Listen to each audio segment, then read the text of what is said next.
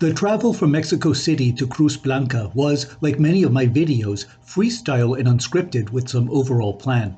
From the Indios Verdes station in the north of the capital, I rode a bus across the central Mexican plateau into the forested road snaking around the eastern Sierra Mountains.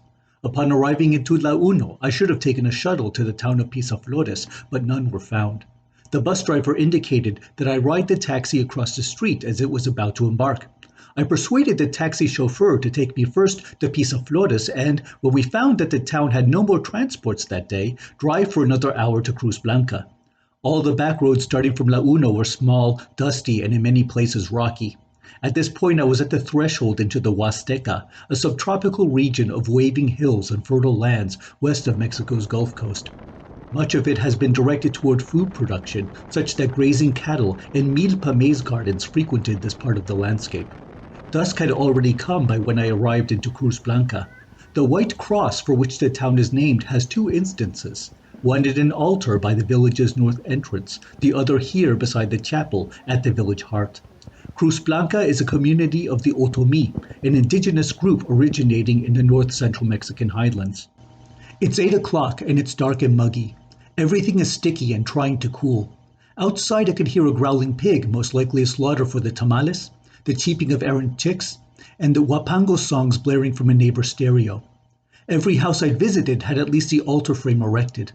Each household offered me coffee, orange, or bread. I also partook of jamoncillo, a paste made from pipián squash seed, which tasted like hints of peanut, almond, and coconut. Even though I had announced through 2 Facebook channels of my arrival into Cruz Blanca, most of the people I connected with tonight were surprised to see my sudden appearance. But, like the interesting circumstances leading to it, things worked themselves out. I awoke to cold rains sounding through an open window. While yesterday was hot, wet, and sticky, this morning was cold, wet, and sticky. Cool drizzles continued across the day. Unlike the cities that observe the 1st and 2nd of November, in many villages the 31st is the first of 3 days for the holiday.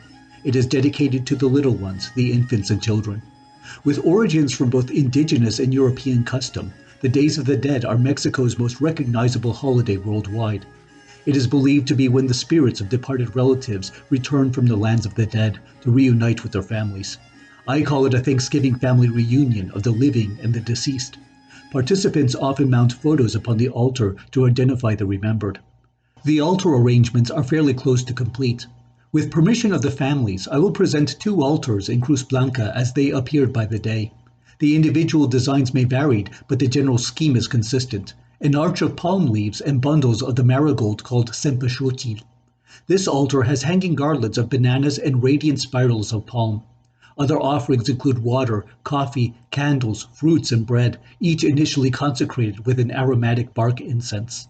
The goblet burner is a design local to the Huasteca region.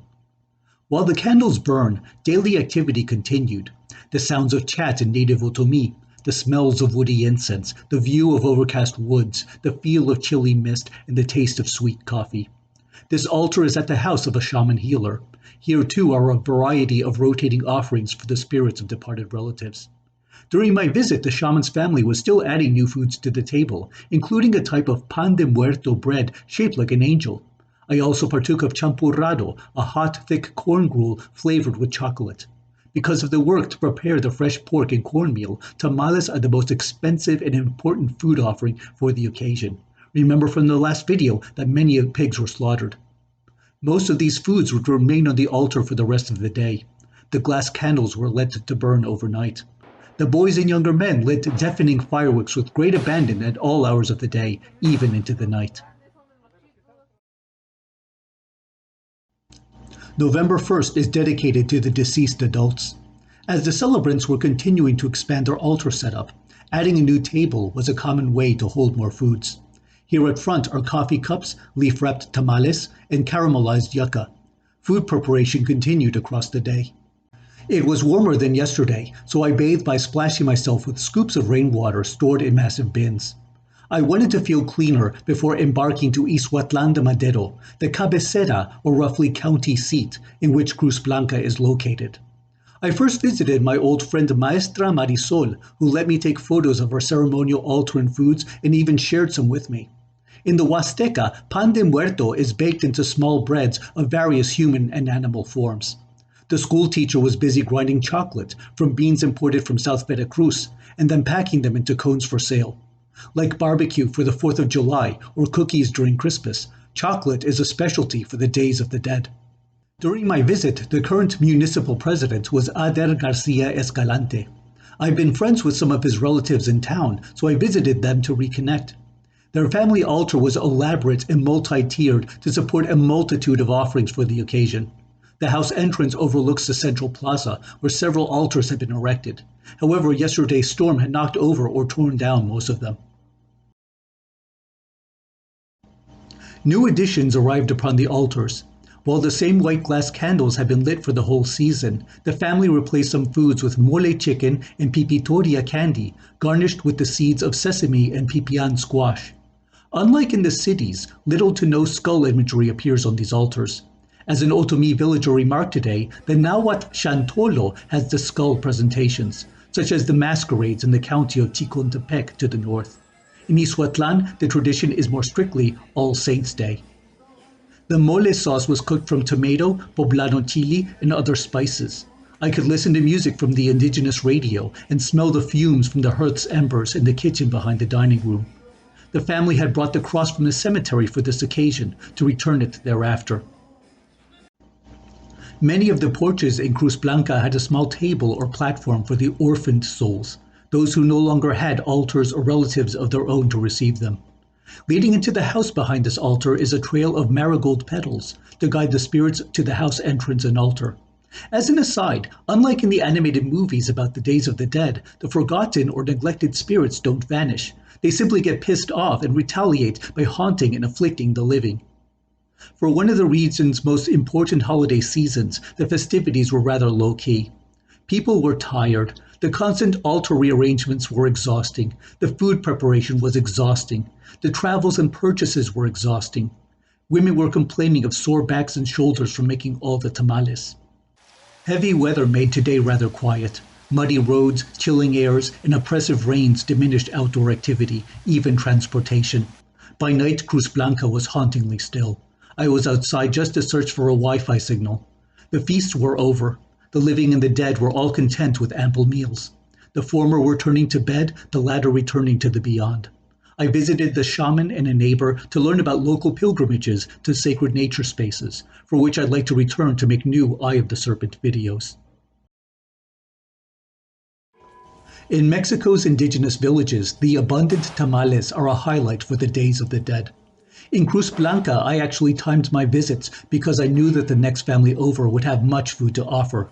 The variety and preponderance of tamales are so iconic to the holiday that here I present a montage of those I ate in Cruz Blanca and Ixhuatlán.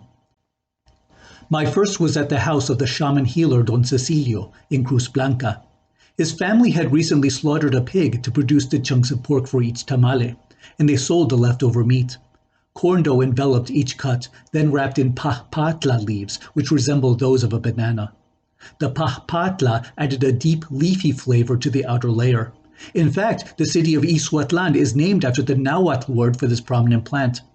The meat was so freshly ground that I often had to spit out bony shards. Although pork is the most common ingredient for the occasion, other contents were available, such as the black beans in this tamale. One set in Ixhuatlán even had diced tuna, carrot, and potato. The tamales had different sizes. The largest I've ever seen in this region is the famous sacahuil, a mass of steamed cornmeal, shredded chicken, sliced jalapeno, and other seasonings wrapped within a layer of pahpatla leaves. It could be at least 3 feet long.